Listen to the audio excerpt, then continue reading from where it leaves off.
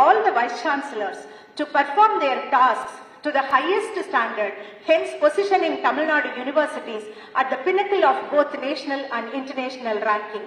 Our Honorable Governor is a strong believer that the students are going to be the future of the nation, and these young minds are to be channelized properly to make India as a global leader by 2047. On behalf of the members of Board of Management, Academic Council, staff and students of Tamil Nadu Agricultural University, I extend a warm welcome to our Honorable Governor of Tamil Nadu and Chancellor of Tamil Nadu Agricultural University to this 43rd Convocation.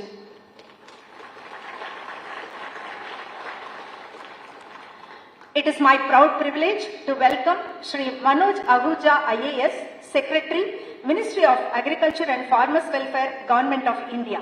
He is a dynamic and forward-thinking administrator.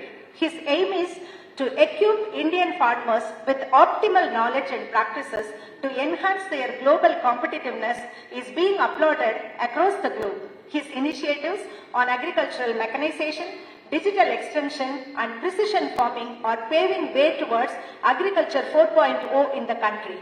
His creative approach enabled him to design and implement the National Agricultural Higher Education Program across different agricultural universities in India that paved way for thousands of UG students to get global exposure on education, research and skill development to become entrepreneurs. I am happy to join with all of you in welcoming Shri Manoj Ahuja IAS to this August function. Tamil Nadu Agricultural University is one of the leading state agricultural universities in India and enjoys international reputation. It is a proud moment for this university that 3,720 students are conferred with their degrees today. Of this, 1,589 candidates are getting their degree in person. Graduation is a significant academic milestone in an individual's life. I would like to take this opportunity to thank each and every one of you for choosing TNAU as your study destination. TNAU is offering 14 UG, 33 PG and 28 doctoral program in its 18 constituent and 28 affiliated colleges.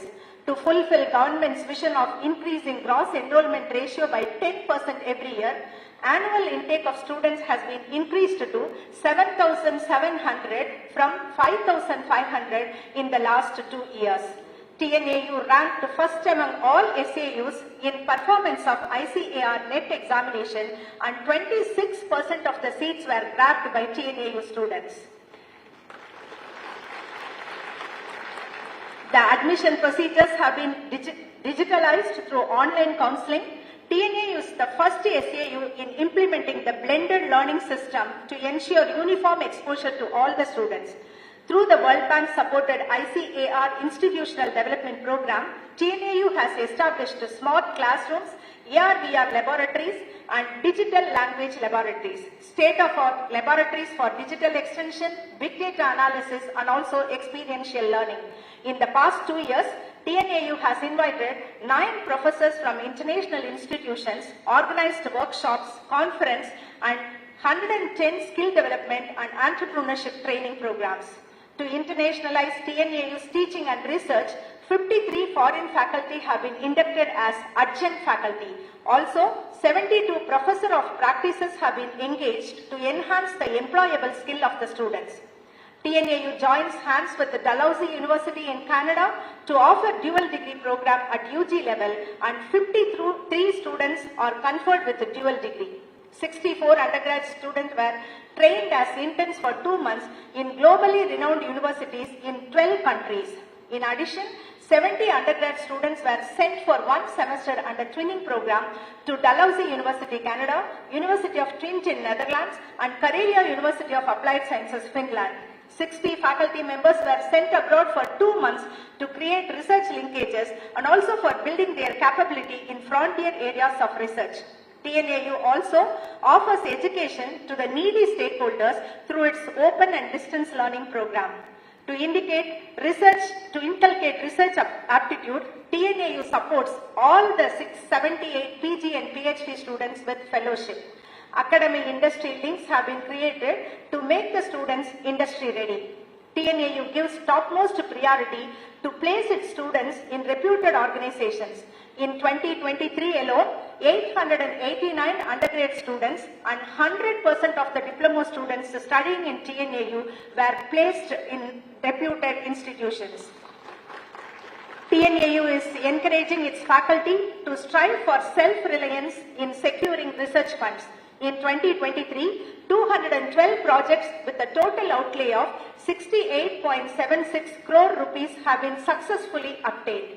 As a novel measure to enhance the publication from the faculty members, TNAU has introduced a policy of one faculty, one paper per year, which resulted in record high of 765 Scopus listed publication in 2023. The annual citation in Scopus database saw a significant increase to 11,605 and H index swiftly rose to 103 from 83 in the previous year. Recently, TNAU has established state-of-the-art facilities to carry out research in frontier areas such as Rhizoctron facility, accelerated speed breeding, and proteomics and metabolomics platform. TNAU has released 905 variety in an array of crops since its inception. In this year, 24 varieties were released from TNAU. Some of the notable genotypes are India's first non-GM herbicide-tolerant rice, improved version of therapeutic landrace Mappillai Samba, triple trouble tolerant rice suitable for drought, salinity and submergence prone areas, and biofortified maize and kambu hybrids. During 2023, more than 200 tons of breeder seeds have been produced and supplied for the production of foundation and certified seeds. TNAU has developed more than 1,500 technologies and made them popular among the farmers. Village-level weather forecasting system and customized agro-advisory services, crop-specific boosters and biofertilizer technologies received appreciation across the stakeholders.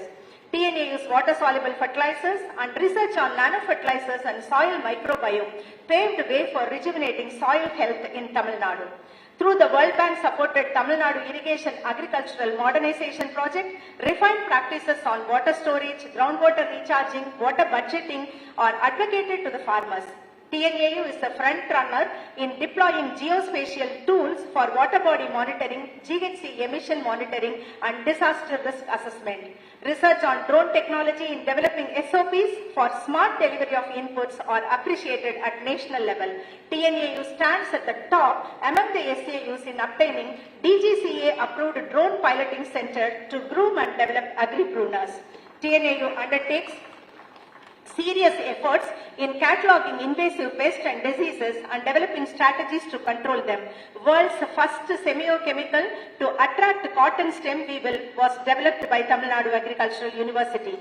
TNAU conducts research on horticulture crops through 4 colleges and 13 research stations and introduced more than 20 varieties in different horticulture crops during the recent years. In the first time, it released an off-season flowering winter jasmine, a grapes variety suitable for winemaking, and perennial moringa variety. TNAU's Forest College and Research Institute is known for its excellence in forestry education and research. To help expanding the area under forest from 20 to 33%, TNAU has come out with the new tree varieties and developed profitable models in agroforestry and multifunctional forestry. TNAU's forestry business incubation remains as a model to all other SAUs in India.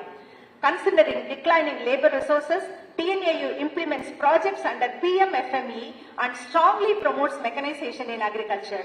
It gives top priority for utilizing renewable energy, namely hydropower, wind and solar energy in agricultural operations. TNAU has 15 Krishi Vigyan Kendras spread across the state of Tamil Nadu, which serves as a hub for transfer of frontline technologies and crop varieties. TNAU has its own YouTube channel, TV, FM and Kisan call center to reach the farmers directly to their home steps. TNAU has nominated 1 scientist per block to each of the 385 blocks and linked with extension officials of the state government for providing technical support. A state-level farmers' mela was organized at AC&RI Madurai, which was witnessed by a record number of more than 30,000 farmers and 5,000 students. TNAU FPO Connect is one of the flagship programs and signed MOU with 112 farmer producer organizations through which direct linkage has been established with 150,000 farm families. A new program was launched to connect one student, one farming family. The student will help the farmer in obtaining required farm advisory and also other needed technical inputs, in addition to learning the ground level issues in crop production amidst varied climatic conditions.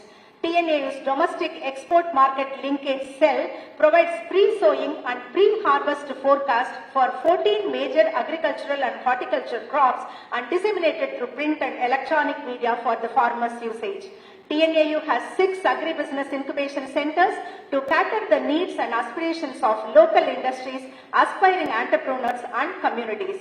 During 2023, TNAU has incubated 107 new incubators and 142 agri-entrepreneurs. We have obtained the prestigious Niti Prayash scheme from the Department of Science and Technology, Government of India, with a total budget of 10 crore rupees for providing seed funding to the entrepreneurs. This would help in developing more than 100 entrepreneurs and create more than 1,000 professional jobs in 3 to 5 years. TNAU has commercialized 6 varieties, 6 technologies and 4 machineries during the last year. We joined hands with the state government and NABARD to establish Center of Excellence in Biotechnology with a budget outlay of 435 crores. This center will focus on developing novel bio-inputs for promoting agriculture in the state. Further, this center plans to house 100 startups involved in the production and distribution of agri-biologicals. TNAU has established its first solar-powered green office building. The vision is to make TNAU a net zero energy campus. Initiatives are taken to commercialize TNAU's products through retail outlet in all its campuses and KVKs. It launched its own online marketing platform, www.tnauagricart.com, similar to Amazon and Flipkart since April 2023. In the last 1 year, 4 product patents, 18 design patents, 8 copyright rights and 6 GIs have been granted to TNAU. TNAU has signed 213 MOUs in the last 1 year with various academic institutions and industry. A funding support of 11 crores from the government of Tamil Nadu has been extended to renovate and mainstream the historical RA building of TNAU with the help of Archaeological Department. All these concentrated efforts position the Tamil Nadu Agricultural University in high ranking system. TNAU is only SAU placed in the Times Higher Education ranking in the bandwidth of 1501. In the QS World ranking under Agriculture and Forestry, TNAU is ranked in the bandwidth of 401 to 420 out of 1422 institutions. Under QS Asian ranking, TNAU is ranked at the bandwidth of 301 to 350. World University Ranking for Innovations and Industrial Application, TNAU is placed between 51 to 100 bandwidth. During 2022, TNAU has won ICR's Best Agricultural University Award, Sardar Vallabhbhai Patel Award, and also University of the Year Award from the FICCI. Under NIRF ranking, TNAU secured 5th position under Agriculture and Allied Sector category and stands in the 2nd position among all the state agricultural universities. India today ranked TNAU at 28th position under Market Development and Research Associates. During 22-23, 9 different ICRIP programs of TNAU have won the Best Center Award from the ICAR. TNAU's effort in planting 6 lakh tree seedlings in Dindigul district, joining hands with the district administration, has been recognized by Elite Book of World Records, Asian Book of Records and India Book of Records. With the kind permission of our Honorable Governor Chancellor, I sincerely appeal to all the young graduates to cast their votes in the upcoming election 2024, which is a great democratic festival. It is also your bound duty and birthright and proof of dedicated citizenship of India. I thank the Honorable Governor of Tamil Nadu and the Chancellor of TNAU, Honorable Pro-Chancellor of this university, faculty, staff and students for providing me an opportunity to present the achievements of this university, which is totally due to the zeal and commitment extended by every one of you.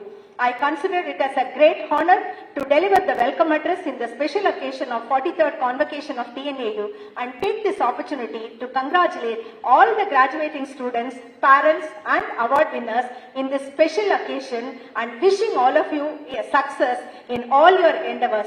Thanks to one and all. Jai Hind.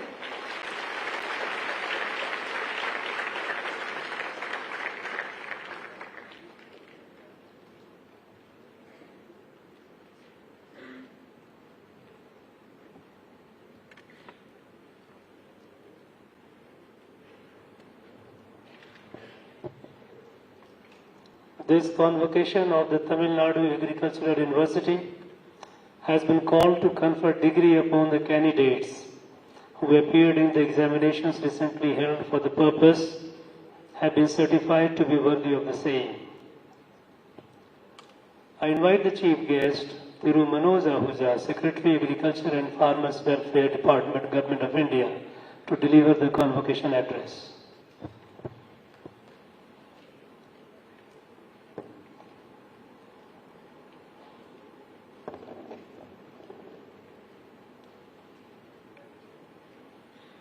Honorable Governor of Tamil Nadu and Chancellor of Tamil Nadu Agricultural University, the Vice Chancellor, members of the Board of Management and Academic Council of TNAU, my dear graduating students, their parents, the faculty members, the guests, ladies and gentlemen, a very good morning to all of you. It's a great honor for me to stand here in front of you as a chief guest on this August function of the 43rd Convocation of the prestigious Tamil Nadu Agricultural University, Coimbatore. I place on record my sincere thanks to the Honorable Governor of Tamil Nadu and the Chancellor, Tamil Nadu Agricultural University, as well as the Vice Chancellor for giving me this opportunity to interact with you. At the very outset, I congratulate all the students who have successfully completed their studies and would be receiving their degrees and awards today. I also compliment the faculty members who have imparted a very high quality of education to the students, and also my best wishes and gratitude to the parents who are present here on this momentous day for the students. Tamil Nadu is a very important agricultural state in the country where a large number of crops, rice, millets, maize, pulses, groundnut, cotton, sesame, coconut, sugarcane, vegetables, fruits, spices are all grown. And like in the country, it is the mainstay for the denizens of this state. It has a very rich history of agriculture, a very good system of tanks for irrigation, conserving water. The Thanjavur area with the Kaveri Delta, which had one of the first water control systems and finds mention in literature, and I think it has its origins in the Chola period in 2nd century AD, and it has been contributing immensely to the agricultural growth of the country. In fact, even in 1800s, in this delta, the rice productivity was one of the highest in the country. Tamil Nadu Agricultural University has played a leading role in this. The Vice Chancellor was just mentioning there are more than 905 crop varieties since inception. In this very year, they have come out with 23 crop varieties, new technologies, mechanization, drone training, so many initiatives which are being taken in the agricultural sector. I wanted to convey to you, dear friends and distinguished guests, that our success in agriculture, all of you have heard of the Green Revolution, is because of the significant contribution made by scientists, researchers in institutions like Tamil Nadu Agricultural University, along with a very good system of extension and taking this knowledge to the farmers.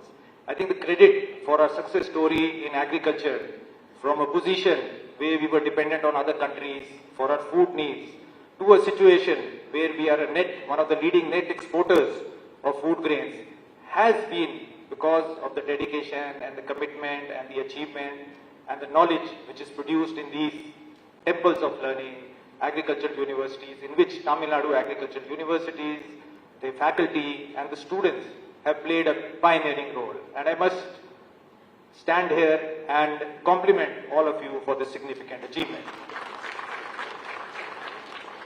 As all of you are aware, what next is the question which should arise in our mind. I would love to interact with you, understand and know what is going on in each of your minds as you graduate from the portal of this hallowed university. What are you thinking about this future? What do you think what the country would be after some years? Because that is a very fundamental question which all of you should be asking, considering, thinking as you go into your professional lives in the coming 2 decades. I must tell you that today India stands at a position where we can think big and we can dream big. From the position today where we have a per capita of $2,000 or so, we are positioned to become a developed country in the next 2 decades. And by that I mean that our per capita standards would go up to $18,000 from the $2,000 which are there, which means an annual rate of growth of around 8%. Our achievements in agriculture, all of you know, from 50 million tons in 1951, we have production of around 6 times more, 330 million tons. Our horticulture production has gone to 355 million tons. We are a leading producer, or the second largest producer of a large number of agri commodities, including dairy, fishery sector, and as I said, a leading net exporter of agricultural commodities. The challenges which I see is most of the countries who have developed, and there are a number of countries who developed within 2 decades, and all of you know their stories. We know of Japan after World War II. It just took them 20 years to become a developed country. We know about Korea, who followed the Japanese example and did that change. We know about China. We know about Southeast Asian nations. We know about Singapore. And all of them followed certain strategies. Mostly, a lot of these countries followed manufacturing-oriented, export-led strategies to bring that growth. The challenge before us today is that in India, the traditional growth path of this, and why I am mentioning this is the traditional growth path in these countries is something in economics we call it a Lewisian model, where people shift from agriculture to manufacturing and then the tertiary sector, and that's how the economy grows. In India, however, the manufacturing sector has not grown to that extent. Therefore, the dependency on agriculture sector is quite large. Unlike other countries, in developed countries, you will find only 2% or some percentage of the population would be dependent on agriculture. Even in China and Vietnam, it will be around 20-24%. In India, it's nearly 50%. Why I am stating this is because we need to understand the challenges we would be facing in areas where you would be working. The fragmentation of land holding, the large number of small and marginal farmers and in agriculture, and the fact that our growth, if we are talking about Viksit Bharat, a developed nation, nation with a per capita income of $18,000, then our growth would have to come from the agriculture sector. And slowly, as you increase demands in the rural areas, the demand generated from increasing incomes in agriculture, you will find the cycle of growth emerging. Because of the demand, other sectors would also grow. But I think an important part has to be played by the agriculture sector. And therefore, all the graduates, postgraduates who would be going into the world, contributing to them, I want to say that there is a very big opportunity available for all of you. And our future story would depend on how you think, what you do, and how do you take this knowledge to the field or outside the university so that it can be acted upon, it can be translated, I could say, into a product, whether it's marketed by a company or used by the farmer to have improved practices. And I think that's a huge opportunity, and you are part of India's demographic dividend. I'm sure all of you would be aware, India is one of the youngest countries. We have, I think the average age is less than 30. And you would find across the world, the age is increasing. We are in a very advantageous position in terms of having a young workforce, an educated workforce, and a determined workforce to bring about this change.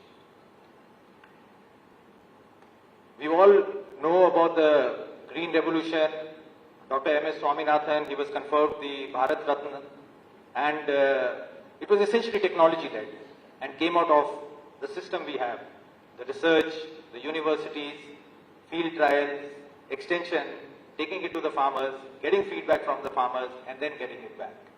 And now we have to bring about a similar transformation in the coming 2 decades. And what is required for that is an understanding of the issues on the ground which impact on agriculture, and what can we as trained agricultural graduates and postgraduates do to convert that into reality. Some of the situations which I envisage, and I'd like to put them in front of you so that you could think about them. One is what we find right now. We have a lot of research and let's say in seeds, we have varieties available, we have yields available. There is a huge gap between the potential, the demonstration we do in the farmer's field and the actual yield the farmers are getting. I mean, this connect between the potential which is available and what is happening in the field, it has to be bridged. Second, in universities and our research institutes, top research institutes, I visit them occasionally and I find there is a lot of knowledge being generated. But that knowledge, as long as it sits within the confines of the university, there is a huge opportunity cost in terms of not utilizing that knowledge. How do we bring it out, like I said, commercialize it, get a research orientation towards the needs of the market, towards the needs of the farmer, and get that knowledge from lab to the lab. I mean, these are some challenges which we would need to face.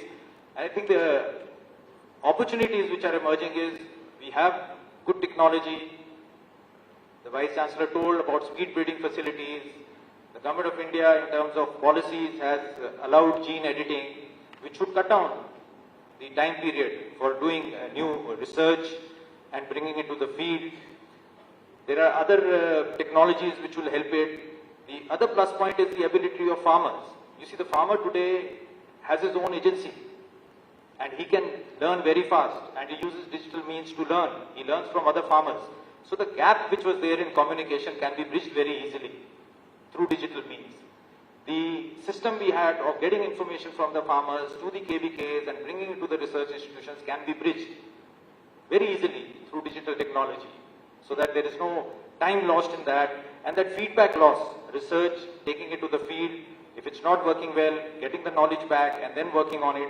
These are important areas, and all of you, since you would be grappling with these issues, I would advise you that you should make yourself very friendly with digital technologies, with digital communication, use of the technology which is available for the new techniques which are available to use it for that.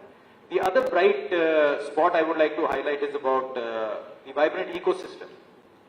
You see, we will find, if you look at agriculture for a farmer, you'll have to look at the entire value chain, not just only as a production concept.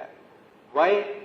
The value which the farmer gets depends on what does the consumer pay. And before it reaches the consumer, there is a whole value chain, right from providing inputs to the farmer till it reaches the consumer.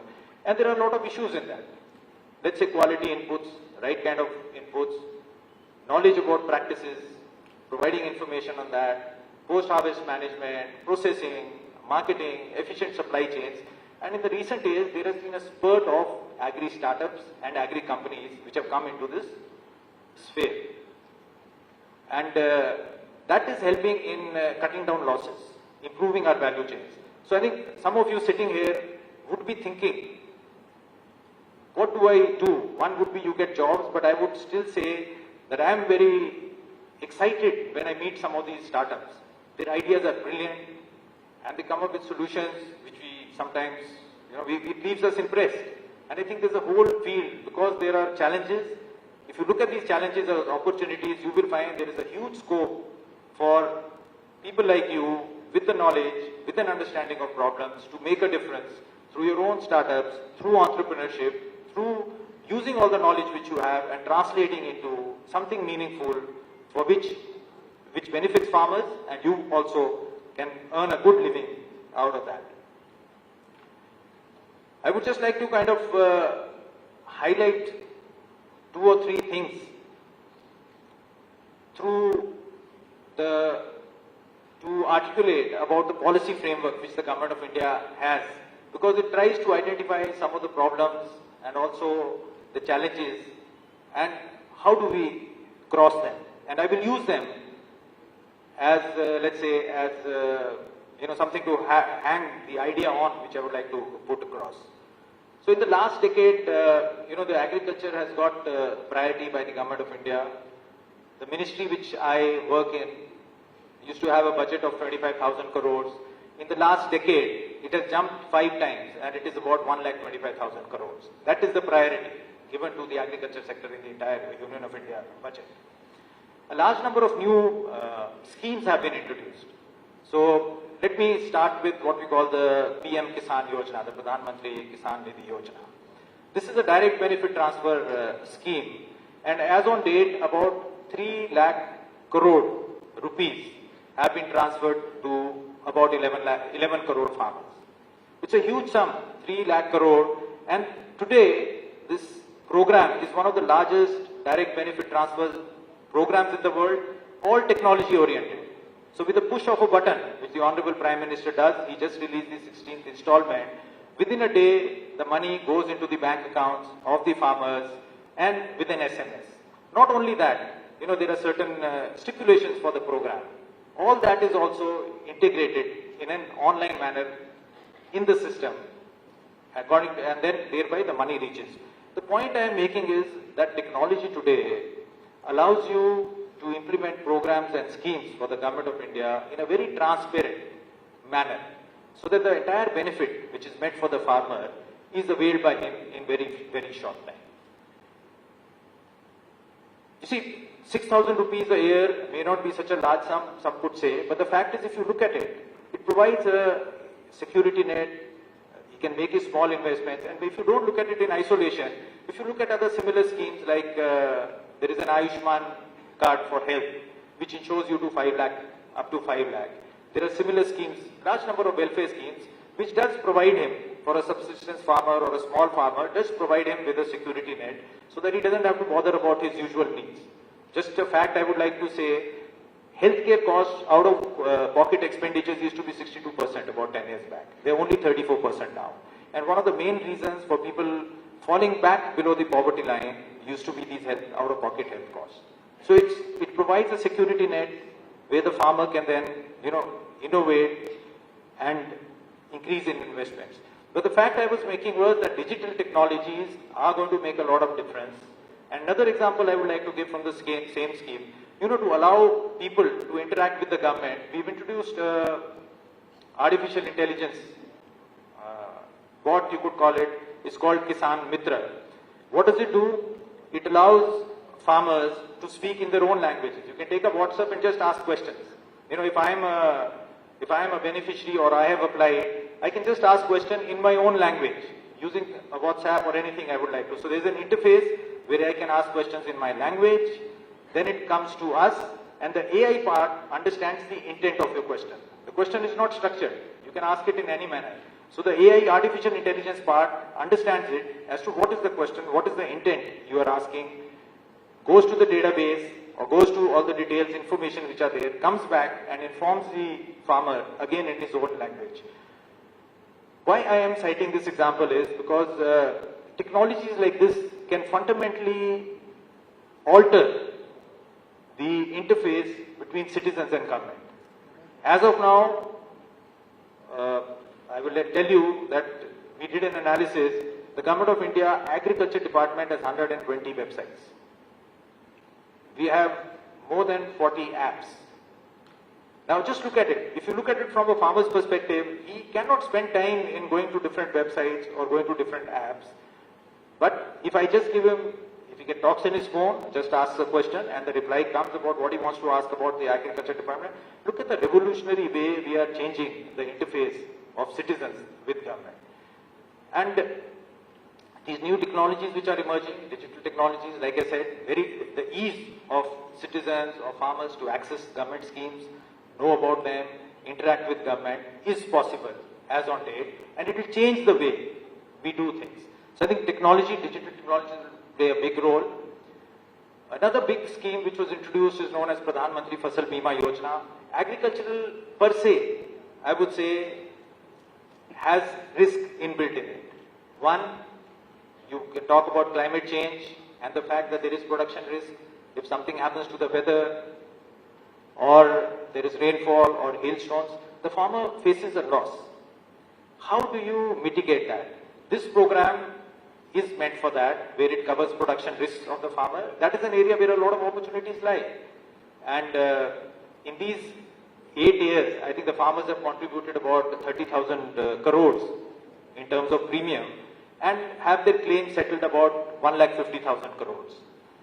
And why I am highlighting this is, I am highlighting this because all these areas affect agricultural activity, affect investment, and these are areas where, like risk mitigation, where a lot of opportunity lies. And similar to this, you know, the Government of India announces procurement prices, MSP for 23 crops, and for the first time, pulses and oilseeds were produced. And why is that so? Agriculture commodity, unlike traditional commodities which we study in economic models, you see, a farmer may produce something, but if farmers produce it in excess, then the prices fall. It's something like, let's say, it's very unlike the manufacturing sector. If I am producing a vehicle, I know, let's say I'm producing a tractor, I know it's going to sell for, let's say, 6 lakhs, 7 lakhs, maybe 10 or 20,000 I'll give a discount.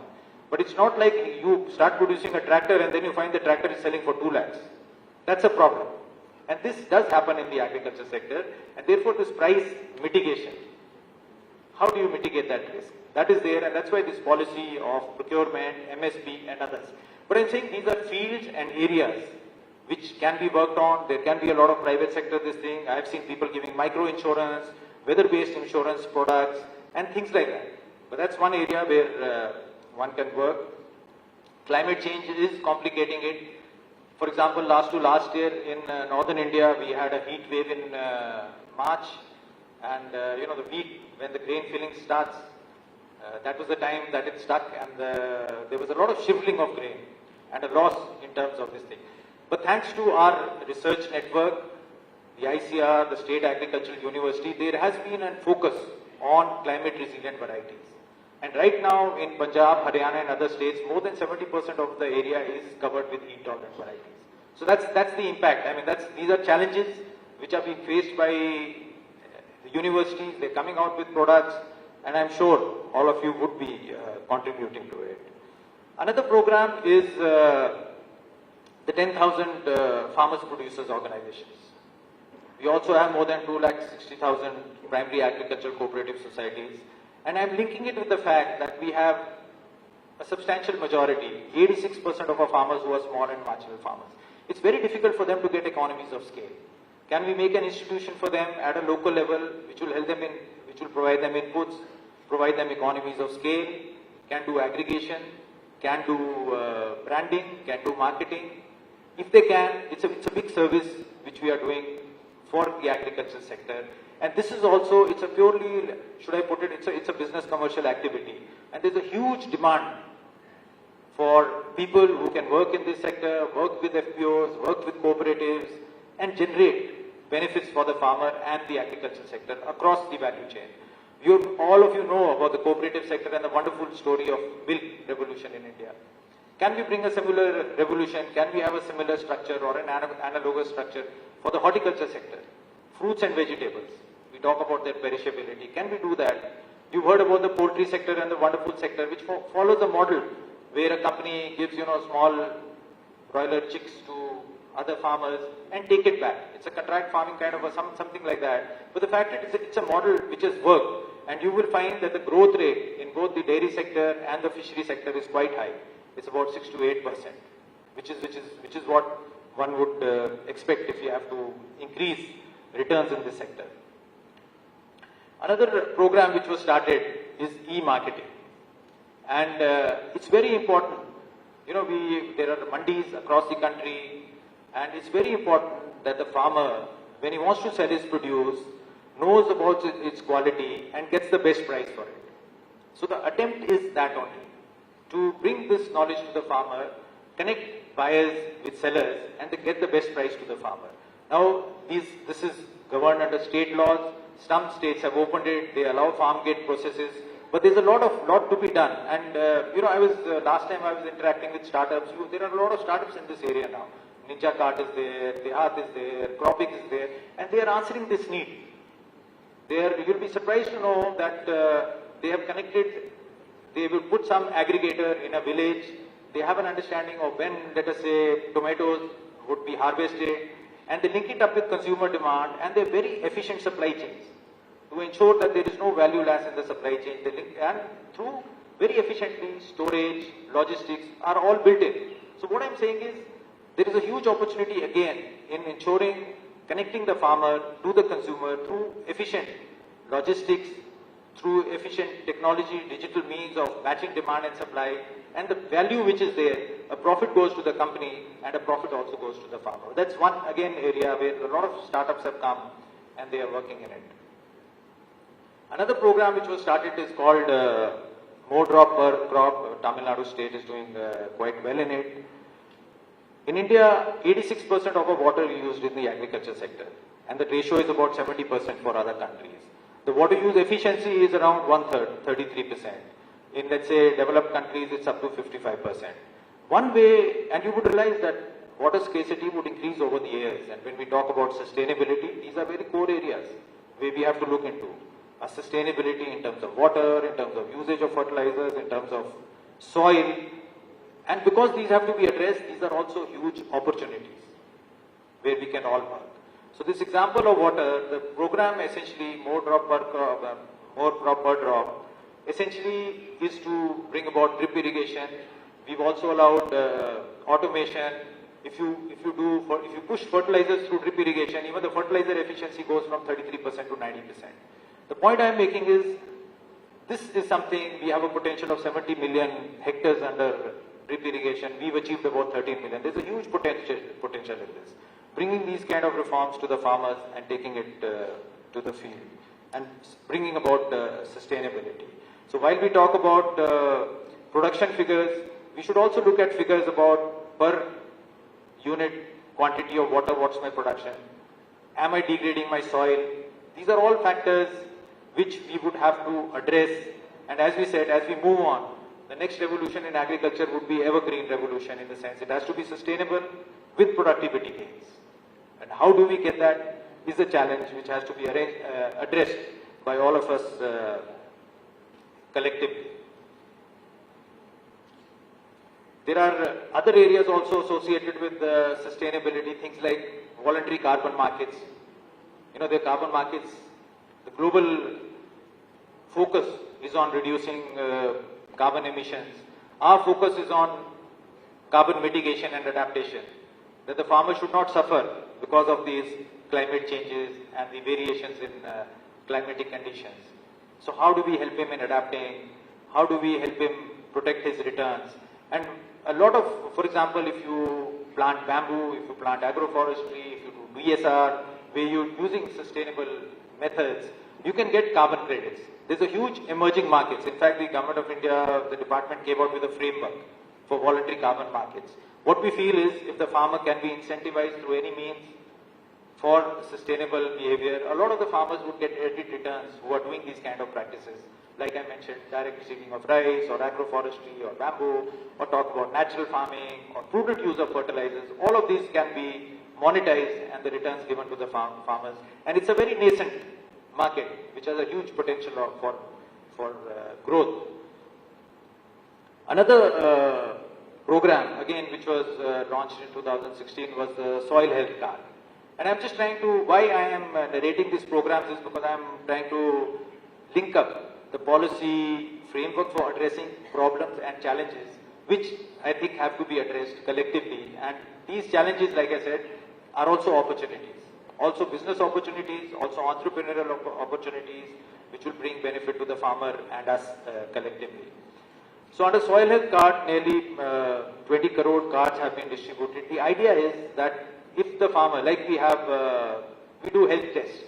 It tells us what our blood levels is or what the blood pressure is. Similarly, soil, as you are all aware, is both, it's not inert, it's a biological thing, it has living things in it. What is the health of the soil? And if this is the condition, what crops I can grow, what the micronutrient deficiencies are there, what is the level of my organic carbon, how much fertilizer should I put. All this, if we can give, it can become much more productive for the farmer. But there are challenges here. You see, first is giving the information to the farmer, making him understand it, and second, to bring about his change. All I can say is, since a farmer's livelihood depends on agriculture, I am sure he would be interested in anything good we tell us which will improve his returns. So it's a very good thing for us. You know, sometimes we have to convince people that you have to do this. But his incentives are aligned with our objectives, which I'm saying is a big plus for us. Any farmer who's been doing farming, if he can correctly put across what we are saying and how it will benefit and probably demonstrate to him, the farmer would readily accept it. There's a compatibility of incentives, if I may put it like that way. So we have a very good condition where we can sow ideas and they'll be accepted if we do it the right way. And I am told that the students during their program visit villages, stay there for a long period of time under the rural agriculture work experience programs. So I'm sure when you would have stayed there, you would have interacted with the farmers. I don't know how many of you would have seen the programs I am talking about, or the soil health program. But what I would request the Vice Chancellor is that there is also a need for linking up what we teach in the universities with what the farmer, you know, how the farmer perceives it. What are the big major government programs which we are trying to make a difference? What are the findings which we have got out of the universities? Are they reaching the farmer? And if so, how is he accepting it? I think that's a very important area where a lot of difference can be made by students while they are studying. I am told that there are more than 30,000 agricultural graduates in the country every year. And we have 6.5 lakh villages. If these 30,000 students can go to villages with their knowledge, with an open mind to learn from farmers, they have knowledge of the programs, the knowledge which you know from learning, and they are able to adapt it, take it to the farmer, learn from him, adapt it. I am sure the rate of transmission of knowledge which we have at present will substantially increase. That's a very important area where it's important to, you know, bring the theory and the experience and the practice and the acceptance by farmers very close. And I think that program is, if it's strengthened, modified in the same way, it will help our students become ambassadors of change in our rural villages while they are studying and as they go and meet out to the farmers. You know, they are in a very unique position to bring about first world solutions to our problems. And that is what the expectation is. I would also like to, you know, emphasize, today India as a country plays a much larger role, a very big role on the global stage. And India is a leading country in what we call the South-South cooperation. And during the G20, when I had the opportunity to interact with ministers of agriculture and head of states of a lot of countries from Africa, they look forward to India. They were saying, please, you have the systems, you have public research systems, you have good extension systems, you have knowledge, you use technology, you come and help us. What I want to say is that when you are outlining your dreams or wanting to go across, there will be opportunities, not only in India, but globally. I think India can play a very big role across the world, and I think people like you would be very much valued for the knowledge you have and the expertise you have, and the fact that you've got experience in this country which has so many agroclimatic zones, which grows everything. And the problems you have are very similar to the problems which a lot of countries, especially African countries, would have in relation to agriculture. And that's a big opportunity for us, and would happen in the future. If not now, it will happen in the future. And I think you should also keep that, factor it in while you are working ahead. Another program is what we call as Agriculture Infrastructure Fund, Now, why was this built? This was built, it will incentivize entrepreneurs to get interest at very low rates, to get loans. So we pegged it at 9%, you get a subvention of 3%, so you can get it up to 6%. You don't have to give a collateral because the government has a guarantee fund. And we've tried, again, using technology to make it very simple. And in fact, in these last 3 or 4 years, about 40,000 crores of loans have been taken under this program. And another 20,000 has been contributed by investors themselves. So nearly 60,000 crores of investment has been generated by entrepreneurs, self-help groups, FPOs, because there is a need to bring in investment in the entire post-harvest management of this area. Like I said, there's a need to focus now not only on production technologies, but the entire value chain. Starting from after it's harvested to the end. There's a lot of potential because the losses are there. The more losses we cut down, that value you create by cutting down of losses would benefit the farmer, would benefit you, if you kind of go in that. So that's another area. I'll take time to just talk about one more scheme, which is the oil palm mission. You see, if we talk about self-sufficiency, we have a very good story for cereals, let's say even other crops, except in the field of oilseeds and to some extent pulses. In pulses, we have been able to bring down our import dependency from 30% of our requirements to 10%, and we hope to kind of bring it down to 0 in the coming years. We are investing a lot, again, a lot of typical problems. For example, if you talk about arhar, we are looking for shorter duration varieties. We are trying to build in more resistance to diseases due to biotic stresses and things like very typical research problems, but we hope to do it. We're working with all the organizations and bring it to the field. Oilseeds is a major problem in the agriculture sector. Even though we are a net exporter, bulk of our imports are edible oils. We require about 25 million tons. We import about 13 million tons, out of which 7 million tons is just palm oil from Malaysia and Indonesia. If you analyze our requirements, if you need to produce this much, our per hectare edible oil production, I am talking about edible oil, not seeds, oil seeds, is around, for let's say mustard and other things combined, is around 400 kgs per hectare. Oil palm, on the other hand, can give you about 4 tons of edible oil per hectare. So if you talk about 12, 13 million, you will find that you would require 30 million hectares of land, which is, we can't get that much of land. We just don't have that land, even if we try to divert. So that's why the focus is on oil palm. We've mapped it out across the country. Hopefully, even if you do 2 million, you can produce 10 million tons of palm oil.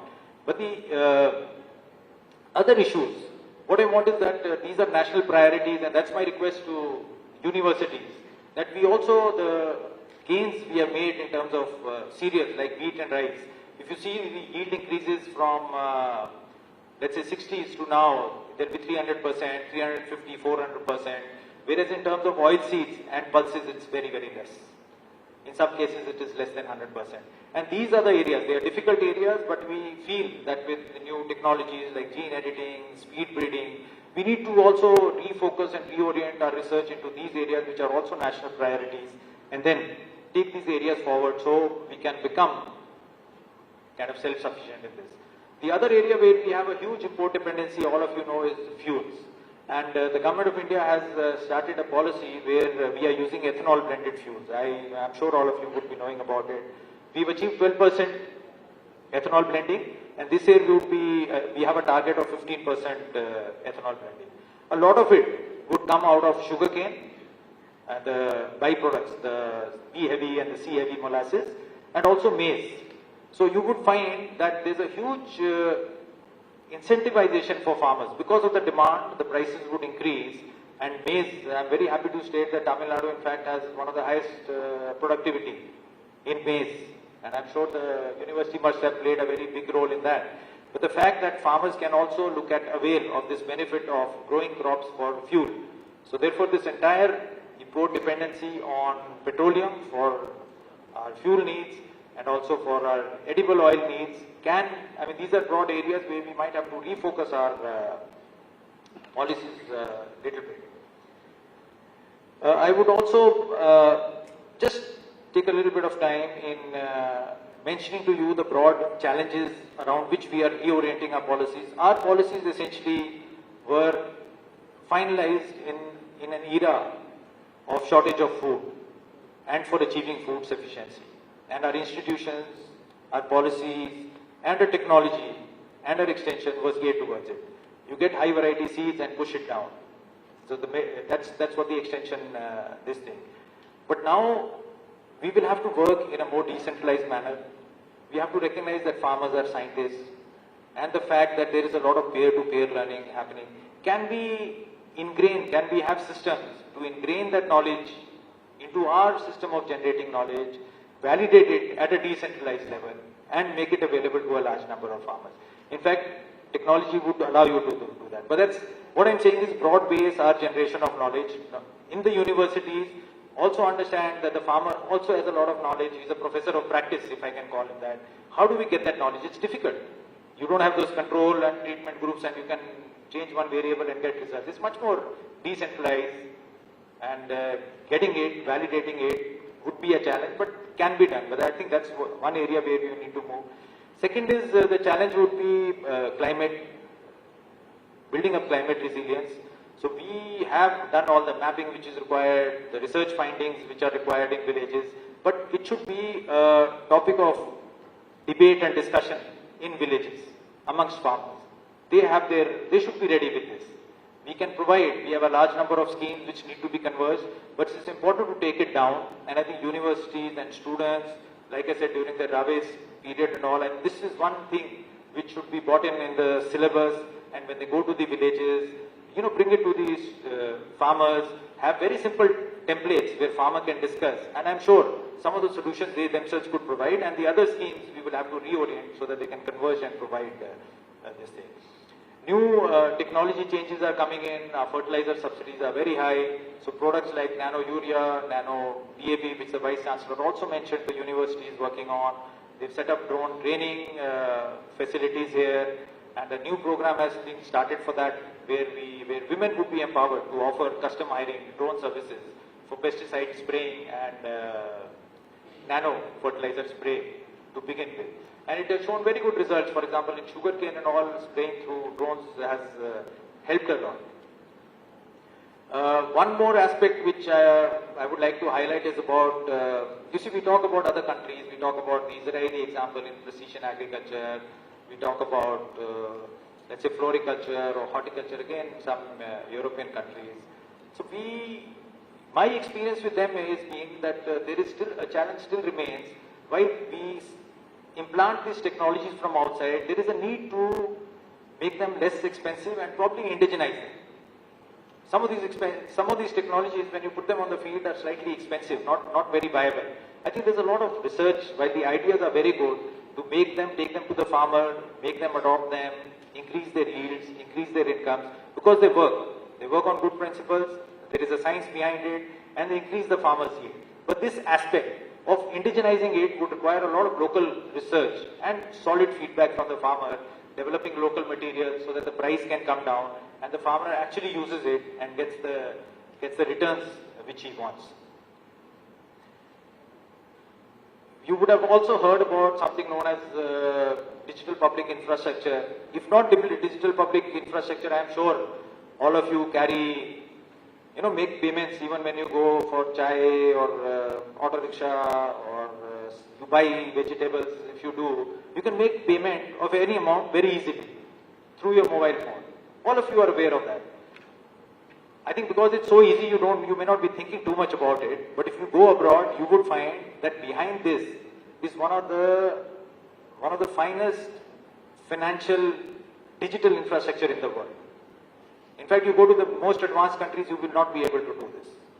What makes it so easy is something known as a digital public infrastructure, and a component of that is a universal payment interface, a UPI.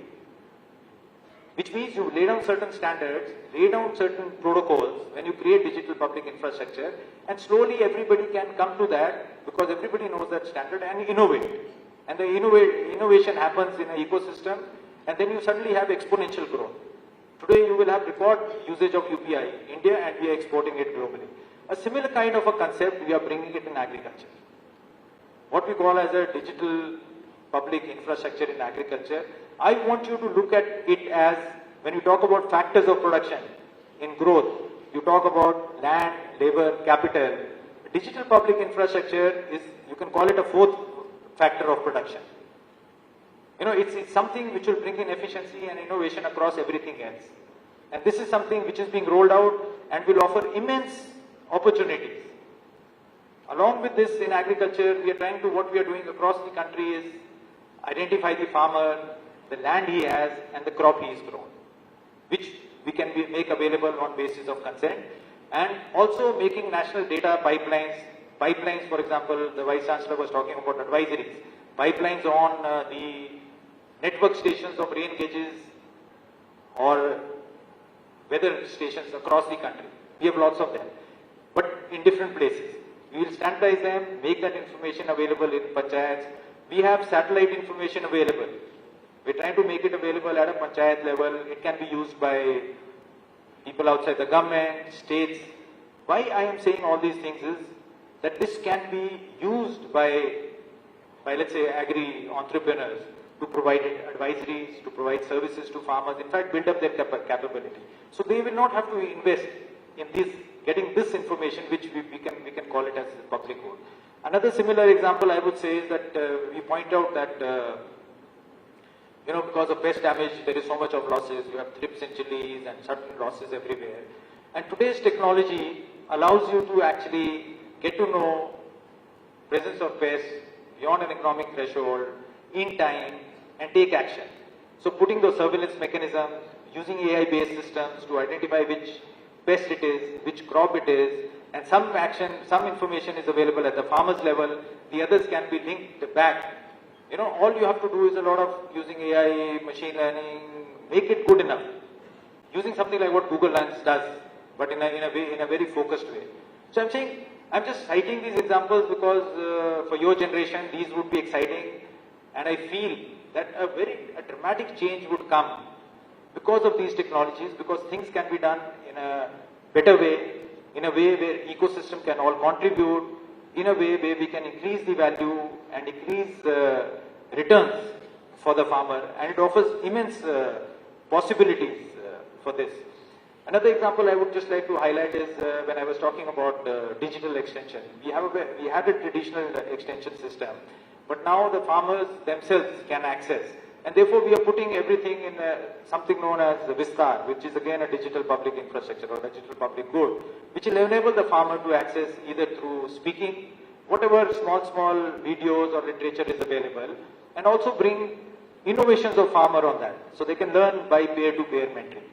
These are just systems which are coming up, we'll be rolling them out in 3 or 4 months. But like I'm saying, it's a very exciting future. There is a need for working on agriculture, because if we talk about our nation becoming a developed nation in the next 2 decades, recording 8% growth, we have to focus on agriculture. We have to create demand. We have to increase incomes. And that's a big opportunity for all of you. And like I said, we need not restrict ourselves to India. We can share with the world, and especially a lot of countries where India can contribute meaningfully to their economies, and there's a huge opportunity which is existing there. Secondly, the changed environment with available technologies and other things can give us a leg up, can help us reorient it, look at things not in an incremental manner, but look at things so that we can change it in a very, very transformational manner. And that can happen and is possible, which we will do it. So I think that is something which I am sure I would want you to think about, all this as you go out, as you step out of the universities, take up your careers. I feel agriculture is a sector where you can contribute meaningfully, get a lot of satisfaction, help the farmers, in the process also making a career out of yourselves. All it requires is a mindset, a belief in yourself. Sometimes we see things going as they are and we accept them as they are. That needs to change. A mindset which believes that it can be done, we can do it. Second, nothing comes easily. A little bit of resilience and determination is necessary that we can do it. third I would say is be open and be humble. Keep on learning. I'm sure a farmer who's doing farming for 20 years would have a lot of knowledge. And it is unfair that we go and tell him, you are not doing right, you do this and you do that. I think that's a lot of arrogance. It's understanding how to learn. And, life is more complex than we can read from books. There are a lot of other variables which come in. Maybe related to sociology, social constructs, anthropology, which we don't know about. So, fine-tuning the knowledge we have, learning from everybody to meet, and a little bit of humility, I think will definitely keep you in good stead. And the fourth thing I would say is, I know there's a concept that, I will do it and be passionate. But I think if you put the others before you, you will get much more than you give to others. I think it's a very fundamental way of looking at the world. Thinking about the other person rather than yourself. In the process that you're doing something for the other person, believe me, you will get much more in return than what you have aspired at. And that would help you in living a very meaningful, successful life and contributing to the nation. So at the end, I would like to extend my heartiest congratulations to all the graduating students, the award winners for receiving their well-deserved degrees and awards. I would like to congratulate the teachers who had put in their best to impart the knowledge to you. And I'm sure the knowledge that you have gained would hold you in good stead and help you face the challenges that lie ahead in your life. Finally, while wishing you all a great success, let me remind you that the world is changing fast, and along with it, we must change to make a difference. Thank you and Jai Hind.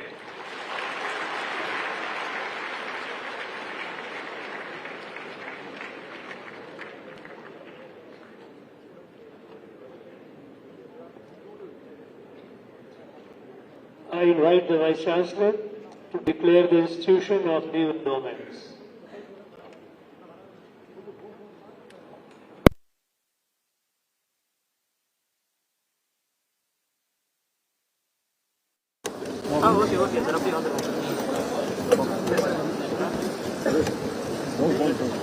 The most respected and honorable Chancellor of this university, I am happy to announce the new endowment awards instituted for the 43rd annual convocation from various donors. The government of Tamil Nadu has instituted an endowment fund of rupees 10 lakh to the university and created Bharat Ratna M.S. Swaminathan Endowment Award to honor the father of Indian military revolution and proud alumni of PTD. The Bharat Ratna Dr. M.S. Swaminathan Endowment Award was established by the government of Tamil Nadu, and the award includes a cash prize of rupees 50,000 along with the student who receives the highest mark in plant breeding and genetics subject in BSc Horns Agriculture will receive this endowment award.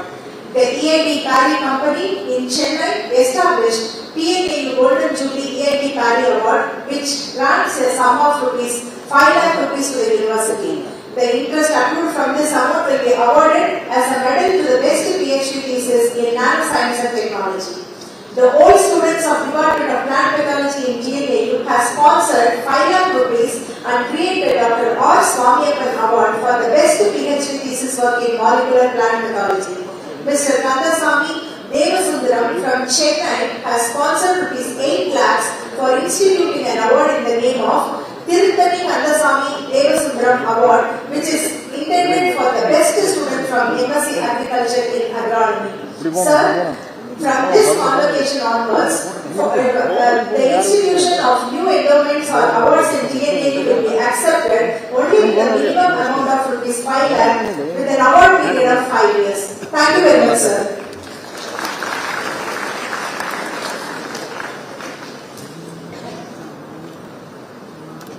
Let the candidates be now presented. Honorable Chancellor, I present that you saw 57 candidates for the award in person in various degree programs for their outstanding performance. PhD program. Subdegree, former Registrar Dr. P. Subbayan Award.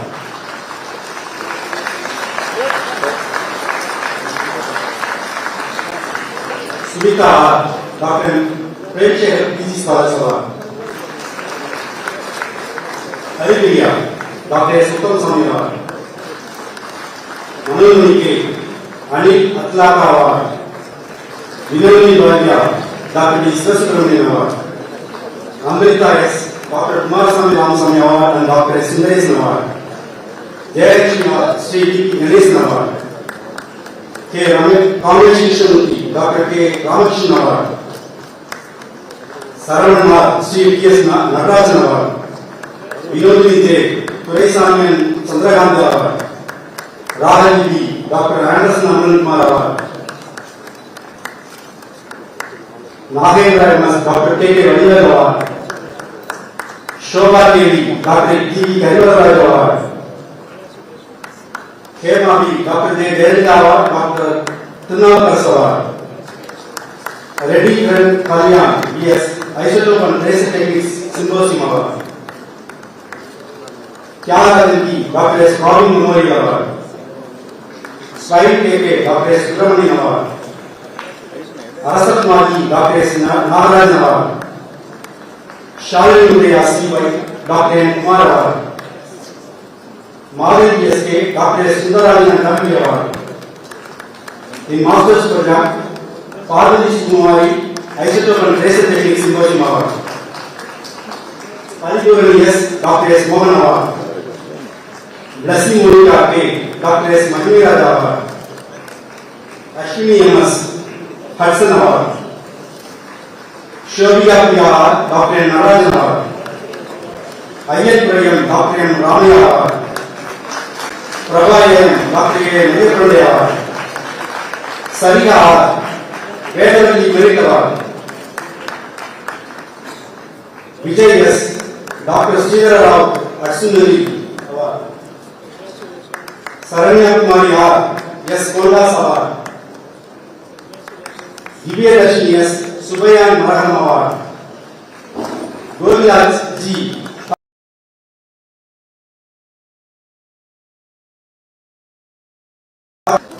In undergraduate program, Shivani K. Dr. H. Philip Award.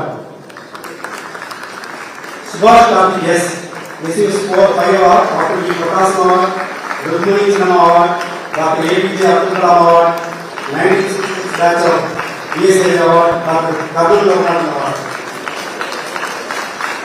Nivida R. Rukmini Cinema Award. Satyajit P. Smart Release 1986-90 Award. Kavya S.S. Palanidhi Rangasamy Award. Sadia Arjun K. Tirupati Kandasamy Devasundaram Award. Abhishek J.K. Agrico 68 Batch Award, Honorable Governor's Award, Dr. S. Kondusamy Award. Sai Lakshmi S. Dr. D. Radhagopalan Memorial Award. Nandakumar S. Sericulture Alumni Award.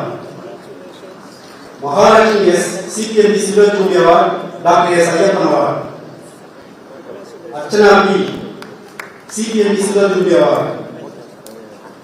Sri Shakti M. Dr. Nanja Arjun Award. Kavya P. Dr. A.P.J. Abdul Kalam Award, Sharada Turaisamy Award. Sri Radhamadi P. Red Fort Charitable Trust Award, Rangan Anand Gold Medal and Agriculture Engineering Alumni Award. Bharati J. Agriculture Engineering Alumni Award.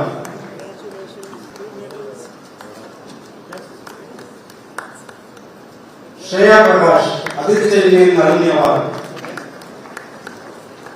Ratna B. receives 5 awards, Leela Kondas Award, B. Venkatram Memorial Award, Dr. R. Sinagara Memorial Award, Anandin Award and R.D. Abdul Award. Dhanushri M. Syndicate Bank Award. Shanmugha P.I.M. K. Ayyappan and Sons Award and Gopaswamy Rajamala Award. Thank you.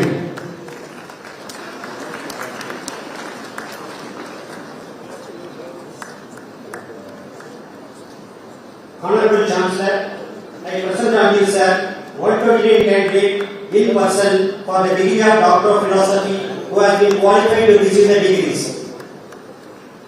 Florian Volin, Nivedita, Senthilnadan T.S., Kunjamal B, Mohan Sundar C, Ashok Naik, Muralidharan S, Nivedita BSR, Selvakumar S, Srinivasan G, Yanagala Lavanya, Melba, Nagaratinamar, C. Priya, Uday Kumar M, Achyutan S, Chandrasekhar B, Balaji R.K., Konda Kishore Reddy, Jayapal B.D., Rashisha P.S., Saranya M, Saravanan Kumar B, Tamil Selvan R, Rakesh S.S., Suganti R, Anju Abraham, Ilakya S, Ganapati Ramu, Kadipudi R, Prasant A, Kannad R.K.R, Koralasan B, Manju Devi S, Muhammad Ekram, Mudalvan S, Krishna Sri, Rahul S, Sandhya B, Satya B, Vanita Sri G, Vinod, Arunmari, Guhan B, Rajeshri, Sendavisari D, Shubhashri M, Brinda A, Kumudan MS, Mohan Raj Sheikh, Balaguru Keshav, Ganeshan K, Akshaya SP, Armuga Praveen, Jayaraj Verma, Praveen, Priyanka, Sangeeta P, Sridharan A.P, Ashok S, Karpusami G, Maheshwari P, Rajeshwari B, Umavati M, Raghupati K.P, Indiyalakshmi P.R, Sivaranjani C, Bala Ganesh P, Ilakya N, Sangeeta S.S, Selvam R, Venkata Krishnan M, Munnan Venkatesh, Ashik M, Aruna A, Niveda Devi P, Paul Raj Suryakala, Sirakumar K, Shobhana G, Sujitra P, Tiruveni Nathan S, Venkatesh